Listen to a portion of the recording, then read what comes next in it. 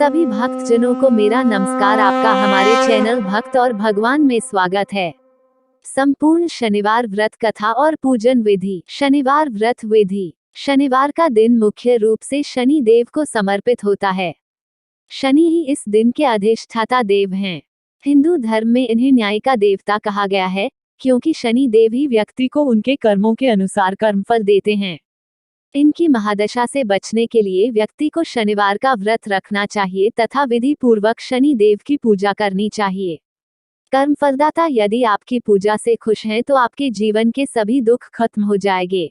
शनिवार के दिन प्रातःकाल जल्दी उठकर नित्य कर्म एवं स्नानादि करके शनिदेव का स्मरण करते हुए व्रत का संकल्प लें।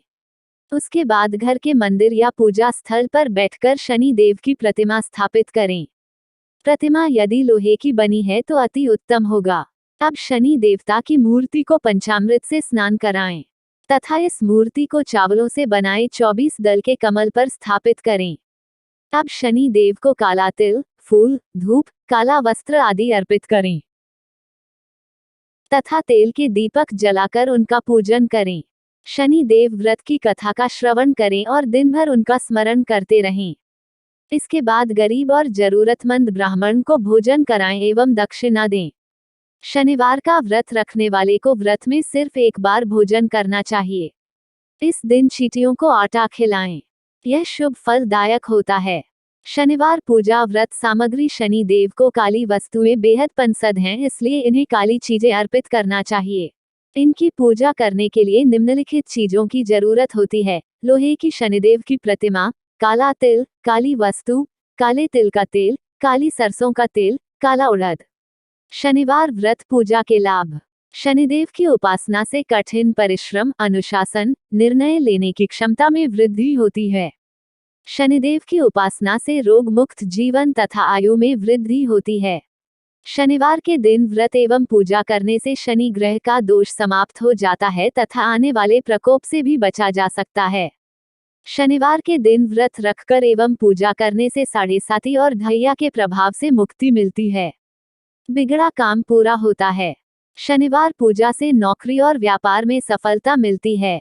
शनिवार व्रत और पूजा से सुख, समृद्धि, मान सम्मान और धन यश की भी प्राप्ति होती है। शनिवार व्रत कथा। एक बार नवग्रहों में बहस हो गई कि नवग्रहों में सबसे उत्तम कौन है। इस बात के निष्कर्ष पर पहुंचने के लिए सभी देवता देवराज इंद्र के पास पहुंच गए। उन्होंने कहा, हे देवराज, अब आप ही निर्णय करें कि हम सब में से बड़ा कौन है। देवताओं द्वारा पूछे गए सवाल से देवराज इंद्र उलझन में पड़ गए। इंद्र देव ने कहा कि मैं इस प्रश्न का उत्तर नहीं दे सकता। मैं असमर्थ हूँ। इस सवाल का जवाब पाने के लिए वो सभी पृथ्वीलोक में उज्जैन नगरी के राजा विक्रमादित्य के पास गए। राजा विक्रमादित्य के महल पहुंचकर सभी देवताओं ने प्रश्न किया। इस पर राजा विक्रमादित्य भी असमंजस में पड़ गए। वो सोच रहे थे कि सभी के पास अपनी अपनी शक्तियां हैं जिसके चलते वो महान हैं। अगर किसी को छोटा या बड़ा कहा गया तो उनके क्रोध के कारण काफी हानि हो सकती है। इसी बीच राजा को एक तरीका सूझा। उन्होंने 9 तरह की धातु बनवाई, जिसमें स्वर्ण, रजत, चांदी, कांसा, ताम्र, तांबा, सीसा, रंगा, जस्ता, अभ्रक व लोहे शामिल थे। राजा ने सभी धातुओं को एक एक आसन के पीछे रख दिया। इसके बाद उन्होंने सभी देवताओं को सिंहासन पर बैठने के लिए कहा। धातुओं के गुणों के अनुसार सभी आसनों को एक दूसरे के पीछे रखवाकर उन्होंने देवताओं को अपने अपने सिंहासन पर बैठने को कहा। जब सभी देवताओं ने अपना अपना आसन ग्रहण कर लिया तब राजा विक्रमादित्य ने कहा, इस बात का निर्णय हो चुका है। जो सबसे पहले सिंहासन पर बैठा है वही बड़ा है। यह देखकर शनि देवता बहुत नाराज हुए। उन्होंने कहा, राजा विक्रमादित्य, यह मेरा अपमान है।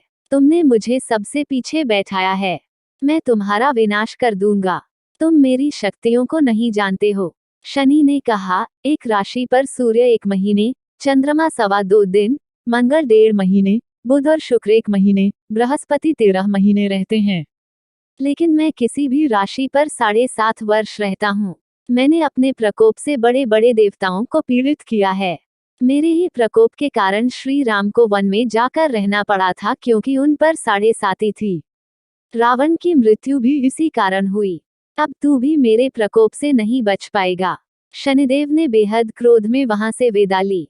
वहीं बाकी के देवता खुशी खुशी वहां से चले गए। इसके बाद सब कुछ सामान्य ही चलता रहा। राजा विक्रमादित्य पहले की तरह ही न्याय करते रहे। दिन ऐसे ही बीतते रहे, लेकिन शनिदेव अपना अपमान नहीं भूले। एक दिन राजा की परीक्षा लेने शनिदेव घोड़े के व्यापारी के रूप में राज्य पहुंचे। जब राजा विक्रमादित्य को इस बात का पता चला तो उन्होंने अपने अश्वपाल को कुछ घोड़े खरीदने के लिए भेजा। अश्वपाल लौट आया और राजा को बताया कि घोड़े बेहद ही कीमती हैं। राजा ने खुद जाकर एक सुंदर और शक्तिशाली घोड़ा पसंद किया और उसकी चाल देखने के लिए घोड़े पर सवार हो गए। जैसे ही राजा विक्रमादित्य घोड़े पर बैठे, वैसे ही घोड़ा बिजली की रफ्तार से दौड़ पड़ा। घोड़ा राजा को एक जंगल में ले गया और वहां जाकर राजा को नीचे गिरा दिया और फिर कहीं गायब हो गया। राज्य का रास्ता ढूंढने के लिए राजा जंगल में भटकने लगा, लेकिन उसे कोई रास्ता नहीं मिला। कुछ समय बाद उसे एक चरवाहा मिला। भूख प्यास से परेशान उस राजा ने चरवाहे से पानी मांगा। चरवाहे ने उसे पानी दिया और राजा ने उसे अपनी एक अंगूठी दे दी। रास्ता पूछकर राजा जंगल से निकल गया और पास में ही मौजूद एक नगर में पहुंच गया। एक सेठ की दुकान पर राजा आराम के लिए रुका। वहां सेठ से बातचीत करते हुए उसने बताया कि वो उज्जैन नगरी से आया है। राजा कुछ देर तक उस दुकान पर बैठा। जितनी देर वो वहां बैठा, सेठ जी की काफी बिक्री हो गई। सेठ ने राजा को बहुत भाग्यवान समझा। सेठ ने राजा को अपने घर खाने पर आमंत्रित किया। सेठ के घर में एक खूंटी पर सोने का हार लटका था। उसी कमरे में वो राजा को छोड़कर बाहर चला गया। कुछ समय बाद खूंटी उस सोने के हार को निगल गई। सेठ ने विक्रमादित्य से वापस आकर पूछा कि उसका हार कहाँ है। तब राजा ने उसे हार गायब होने की बात बताई। सेठ ने क्रोधित होकर विक्रमादित्य के हाथ पैर कटवाने के आदेश दे दिए। विक्रमादित्य के हाथ पांव काटकर उसे नगर की सड़क पर छोड़ दिया गया। फिर कुछ समय बाद विक्रमादित्य को एक तेली अपने साथ ले गया। तेली ने उसे अपने कोल्हू पर बैठा दिया। वह पूरा दिन बैलों को आवाज देकर हाँकता था। विक्रमादित्य का जीवन इसी तरह यापन होता रहा। उस पर शनि की 7.5 थी, जिसके खत्म होने पर वर्षा ऋतु शुरू हुई। एक दिन राजा मेघ मल्हार गा रहा था। उसी समय उस नगर के राजा की बेटी राजकुमारी मोहिनी ने उसकी आवाज सुनी। उसे आवाज बेहद पसंद आई। मोहिनी ने अपनी दासी को भेजकर गाने वाले को बुलाने को कहा। जब दासी लौटी तो उसने अपंग राजा के बारे में मोहिनी को सब बताया, लेकिन राजकुमारी उसके मेघ मल्हार पर मोहित हो चुकी थी। अपंग होने के बाद भी वह राजा से विवाह करने के लिए मान गई। जब मोहिनी के माता पिता को इसका पता चला तो वो हैरान रह गए।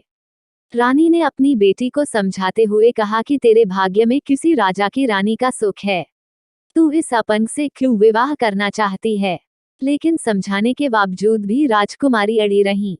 जिद को पूरा कराने के लिए राजकुमारी ने भोजन छोड़ दिया। अपनी बेटी की खुशी के लिए राजा रानी अपंग विक्रमादित्य से मोहिनी का विवाह करने के लिए तैयार हो गए। दोनों का विवाह हुआ और वो तेली के घर रहने लगे। उसी दिन विक्रमादित्य के सपने में शनिदेव आए। उन्होंने कहा कि देखा तूने मेरा प्रकोप। राजा ने शनिदेव से उसे क्षमा करने को कहा। उन्होंने कहा कि जितना दुख आपने मुझे दिया है, उतना किसी और को मत देना। इस पर शनिदेव ने कहा, राजा, मैं तुम्हारी प्रार्थना स्वीकार करता हूँ। जो कोई व्यक्ति मुझे पूजेगा, व्रत करेगा और मेरी कथा सुनेगा, उस पर मेरी कृपा दृष्टि बनी रहेगी। सुबह जब राजा विक्रमादित्य की नींद खुली तो उसने देखा कि उसके हाथ पांव वापस आ गए हैं। उन्होंने मन ही मन में शनिदेव को नमन किया। राजकुमारी भी विक्रमादित्य के हाथ पैर देखकर हैरान रह गई। तब राजा ने शनिदेव के प्रकोप की कथा सुनाई। जब सेठ को यह बात पता चली तो वो तेली के घर पहुंचा। उसने राजा विक्रमादित्य से उनके पैरों में गिरकर माफी मांगी। राजा ने सेठ को माफ कर दिया। सेठ ने राजा से उसके घर जाकर भोजन करने के लिए कहा। भोजन करते हुए अचानक से ही खूंटी ने हार उगल दिया। सेठ जी ने अपनी बेटी का विवाह भी राजा के साथ कर दिया। उन्होंने उसे स्वर्ण आभूषण, धन आदि देकर राजा के साथ विदा कर दिया। राजा विक्रमादित्य अपनी दोनों पत्नियों यानी राजकुमारी मोहिनी और सेठ की बेटी के साथ अपने राज्य उज्जैन पहुंचे। सभी ने उनका स्वागत किया। इसके बाद राजा विक्रमादित्य ने पूरे राज्य में घोषणा करते हुए कहा कि आज से शनिदेव सब देवों में सर्वश्रेष्ठ माने जाएंगे। साथ ही शनिदेव का व्रत करें और व्रत कथा जरूर सुने। यह देखकर शनिदेव बहुत खुश हुए और राजा रानी पर अपनी कृपा बरसाए। इस प्रकार राजा रानी सुख भोगते हुए अंत में स्वर्ग को गए। जैसे शनिदेव ने राजा रानी पर कृपा करी वैसे ही सब पर करना। बोलो शनि देव महाराज की जय।